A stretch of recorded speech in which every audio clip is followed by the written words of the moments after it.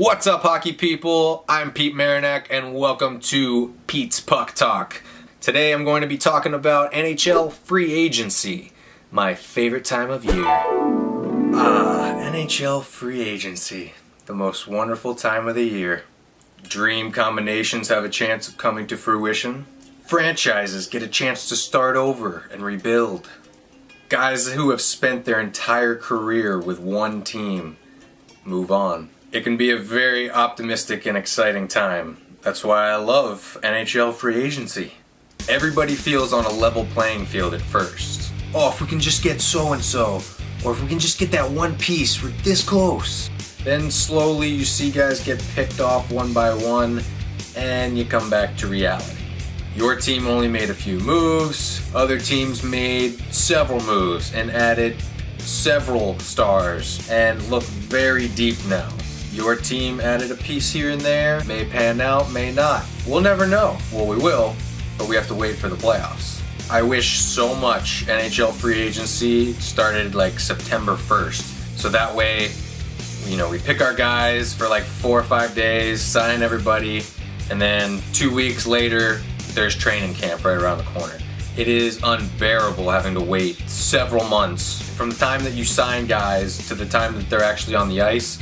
It's very grueling, especially when you pick up good players and you just want to see them playing alongside the other superstars on your team. Nonetheless, the dust has settled. We saw a lot of signings on the first 20 minutes of NHL free agency on July 1st. It was fast and furious to begin with, and it definitely slowed down on day 2, but there was a lot of action overall, so I want to get to it. And let's start with the familiar faces in old places. So first off, we got Jason Pominville returning to Buffalo. I can remember back in the day when he was lighting it up there in Buffalo. They had a ridiculous team there with Thomas Vanek and who else? Chris Drury and Daniel Briere. Like, that was back in the 07 days probably, I'm guessing. But yeah, Pominville back in a Sabres uniform. A guy that I was really hoping the Lightning might go after was Justin Williams. He's going back to Carolina where he won his first cup in 06. The man known as Mr. Game 7, got that reputation with the LA Kings, has now moved his services back to Carolina. I'm sad to see him go there because I was kind of hoping he'd make his way down to Tampa. Patrick Sharp heading back to Chicago where he won his cups, obviously. He spent his last season in Dallas, so he's heading back to Chicago with the Blackhawks. I'm sure Patrick Kane is looking forward to that since they shipped away Panarin. Mike Cammalleri going back to the LA Kings. He's bounced around several teams. He's had a mainstay in Calgary. He was in Jersey for a little while, but he's going back to LA. He was there back when they were wearing the purple uniforms. Yeah, Mike Cammalleri back with the LA Kings. And a big favorite in Nashville heading back there is Scott Hartnell. I can remember back in the day when Philadelphia had this bomber of a season, and then all of a sudden in the summer, they signed every top free agent they could. And they signed Kimmo Timonen and Scott Hartnell away from Nashville. I'm going to guess that was like 07 too. But yeah, Philly pulled Hartnell and Timonen away from Nashville. And Hartnell is heading back to Nashville. He probably saw how much fun it looked in the Stanley Cup Finals there and kind of missed that Nashville vibe. And Scott Hartnell back in the Nashville area. So sticking with themes, we've got a lot of Pittsburgh Penguins relocating this offseason. After winning 2 Stanley Cups, I guess you don't want to keep the band together. That's weird. So we got Trevor Daley going to Detroit. He's a good defenseman. Spent his years in Dallas for a little while. Tried him out in Chicago. Won the cup last year with Pittsburgh. So looks like his services are going to Detroit. They could use him. Bonino, Bonino, Bonino, Bonino, Bonino, Bonino, Bonino, Bonino, Bonino, Bonino. Bonino, Bonino, Bonino! Nick Bonino is headed to Nashville. I guess he saw how much fun it was over there and was really impressed playing against them in the Stanley Cup Finals, and he decided, hey, I'm going to sign a contract with them this summer. So Nick Bonino, Nashville Predator. Of course, MarcAndre Fleury was selected in the Vegas expansion draft. He's going to be their starter, no doubt. He's going to be a bona fide #1 goalie for them. He's basically the only thing that is giving them a shot in my eyes. And of course, to finish it off, we got Chris Kunitz, 4-time Stanley Cup champion, headed to the Tampa Bay Lightning. I'm looking forward to seeing Kunitz in a Lightning blue uniform. So shifting gears here, some of the more significant signings were Ryan Miller is heading to Anaheim. I was so bummed to see Brian Boyle signed with the New Jersey Devils. We were trying hard to get him back here in Tampa. He was definitely a fan favorite here. Not to mention, Marcus Johansson got picked up by the New Jersey Devils. The Washington Capitals came into some cap trouble. They extended Evgeny Kuznetsov, my dad's favorite name in the NHL. They gave him an 8-year contract, so they didn't really have room to keep Marcus Johansson, so they shipped him off to New Jersey for a couple of picks. I believe it was a third and a fourth, or a second and a third. That's going to be a significant signing for them. They needed help down in the middle, and Marcus Johansson is definitely going to help them there.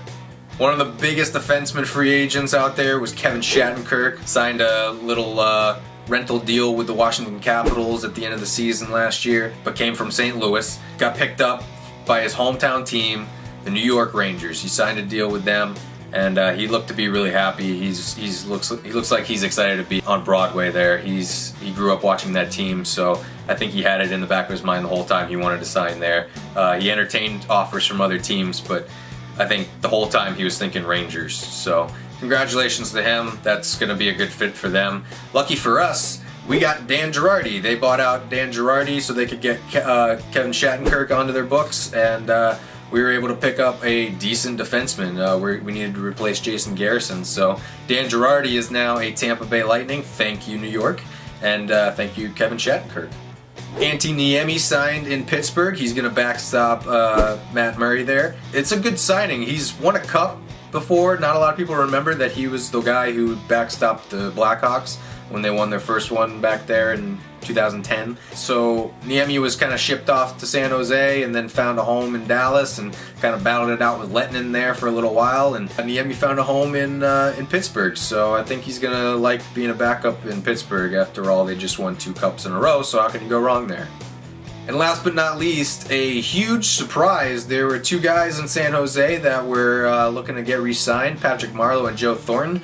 Joe Thornton, of course, re-signed, but Patrick Marleau, a long-time, I think, career San Jose Shark, is moving his services to Toronto. Huge pickup by Toronto. He's up there in age, but, I mean, they need some veteran leadership. They're such a young team, and he's going to provide it right up the middle for them. So he could play on the wing. He can play up the middle. It's going to be interesting to see who he plays with, if he gets to play with Austin Matthews at all. I'm sure that was factored in his decision to sign with them, was all the young talent over there. He's got a few good players to pick from down there, so good luck to Patrick Marleau in Toronto. Big signing. So it's worth a mention how much Dallas actually cleaned up this offseason. Not to mention that they already have Tyler Seguin, who's one of the most dynamic young forwards in the game. He's a total badass. And then you've got Jamie Benn, who's one of the best power forwards since Eric Lindros. That's basically one of the best pairs of superstars you could have in the NHL, on top of Crosby, Malkin, and Taves and Kane. Seguin and Benn are up there. They also have Jason Spezza. So they've got a pretty good top 3 already.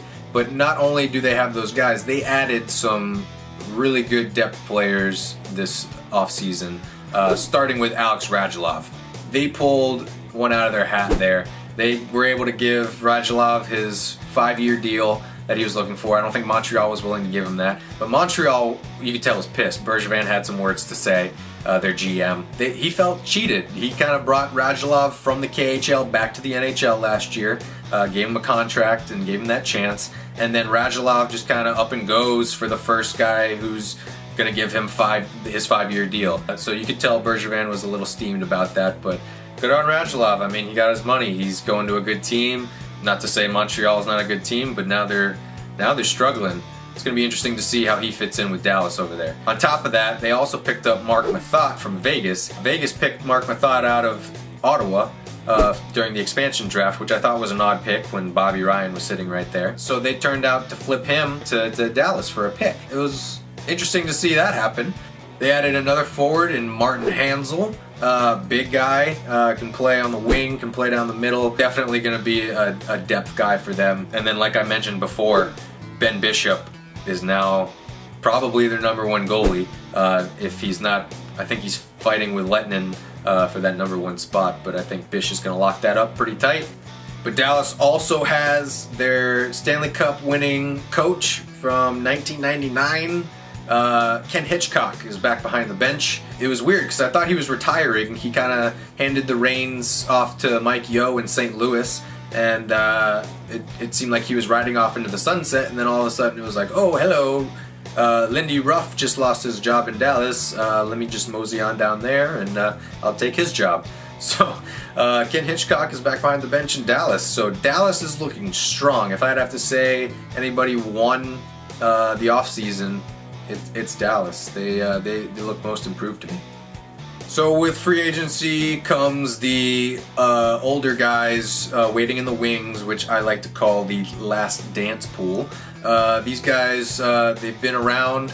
They've got veteran experience, playoff experience for most of them. They're valuable assets to add to a team. They can actually rally a team to win a Stanley Cup. I mean, examples like Ray Bourque, Dave Andreychuk, Hall of Famer. Adding a guy to your team like that can kind of get the young guys to realize that, you know, you've got one shot at this Stanley Cup thing, career-wise, and it may not happen. So some of these guys get up there and they start realizing, hey, I haven't gotten my cup yet. Oh, not that they haven't realized it, it's always there in the back of their mind that they haven't won a cup yet. But I mean, these guys are hungry for a cup. And when they go to the right team, man, and those teams get behind them, magic can happen. Some of these older guys that could add some serious hunger to a team. Jaromir Jagr has not won a cup in quite a while. I'm sure he's dying to get another one under his belt after he watched the Penguins win back-to-back. Shane Doan, a longtime Arizona Coyote, Phoenix Coyote, Winnipeg Jet. He is now leaving that organization and could be a big-time boost for a team. He's a big-time veteran. He's a huge guy. Knows how to work the corners, knows how to work the front of the net. I could see him landing to a young team who's just looking for a veteran guy to rally around. Brian Campbell, a veteran defenseman, made most of his money with the Chicago Blackhawks, winning cups there.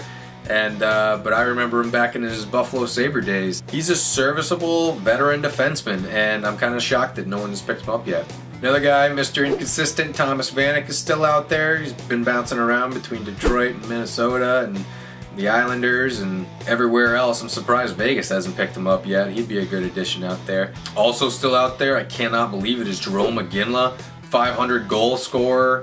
Just a total beast out there on the ice. Yeah, I'm sure he's slowed down, but still serviceable guy. Probably can get him pretty cheap too. I could see him landing back in Boston maybe, or out there back in Calgary. Who knows? He might want to go finish his career out there. But yeah, tons of veteran guys out there who are just looking for a home. So this last part of the show is just for the Lightning fans. Unfortunately, for all of you guys out there who aren't Lightning fans, feel free to stick around or not. Check out the next video. But for now, we're going to talk about projected lineup for the Tampa Bay Lightning next season. My thoughts on the first line would definitely be Stamkos, Kucherov, and Kunitz. Stammer centering Kunitz, and Kuch is probably the best option for the first line. Kuch and Stammer have a lot of chemistry there. I think Kunitz could add to that chemistry. It gives them 3 different type of players on that line. You could argue that Stammer and Kuch are both scorers or snipers, but I think Stammer's kind of rounding out his game a little more. And when he plays with Kuch, he plays more of a playmaker anyways. He lets Kuch kind of do a little more, and same thing with Kuch. Kuch ends up feeding him a little more sometimes too, so they kind of share on the playmaker sniper side, and then you got the grinder power forward there and Chris Kunitz, so I think that makes up a good first line. Second line, of course, is going to be Tyler Johnson and Andre Palat. I would not split them up. I love them together, and I love the way Braden Point played last season, so I would put Point on the right wing with Palat on the left and Tyler up the middle. You got 3 small guys on that line, but they're quick, they're energetic, their passing is on point usually, and they're pretty hard to defend against. Both Tyler Johnson and Palat have really good defensive skills. Braden Point's working on it, and he proved that he can keep up with them when he played alongside with them several times last year. Third line, I'd like to see Nemesnikov center a line between Callahan and Killorn. Assuming that Callahan is ready to go. We heard his hip surgery went well. He's feeling good, looking good. Let's hope he has a successful season this year. I'd love to see him on the third line, the grinding line, there alongside Killorn and Vladdy. They do a good job of being that checking line. And Killer and Vladdy pot in a few goals every now and then, as well as Callie.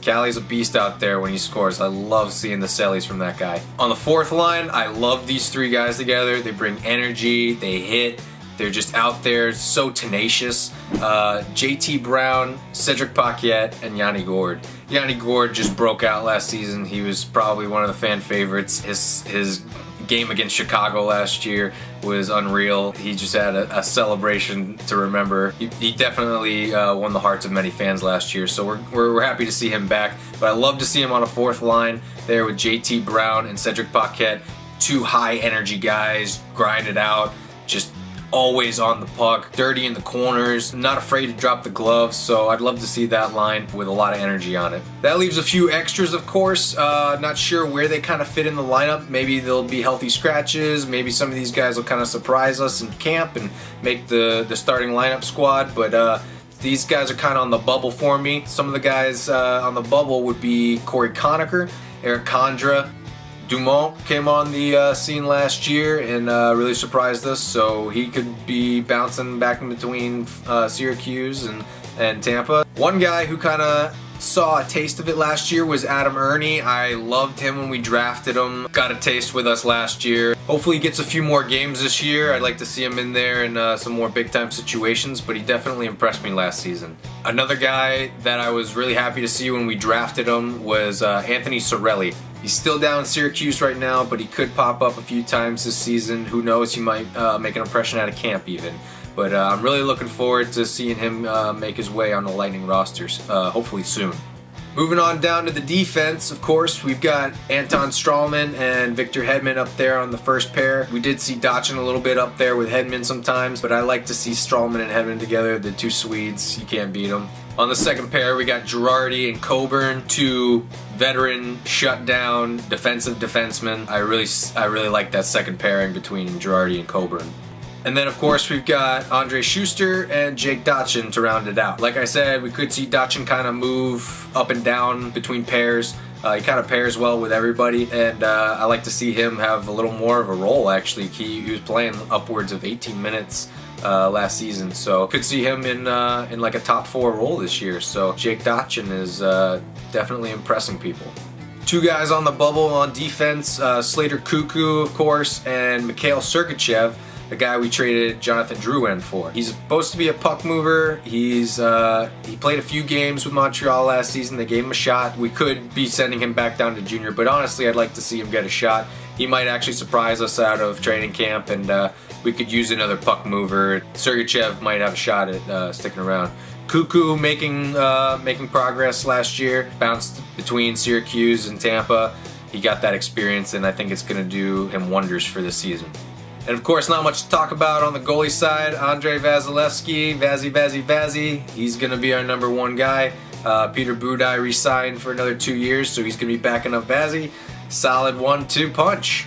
Alright guys, so that'll do it for this episode. Episode 3. Hope you guys enjoyed this one better than 1 and 2. Hope you see progress in these. Shout out to everybody who's been supporting me through this. They've been giving me moral support, financial support. I appreciate you guys sticking with me with this, and hope you guys are enjoying it. I want you guys to comment. You got a question?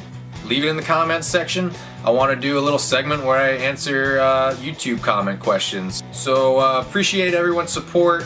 Thanks for watching this. Hope you watch the next one. Stay tuned. There's probably not going to be a whole lot of news coming up, so I'm probably going to just pick topics and start doing videos about them. So give me some topics. Once again, rate, comment, subscribe, like, share, all that jazz.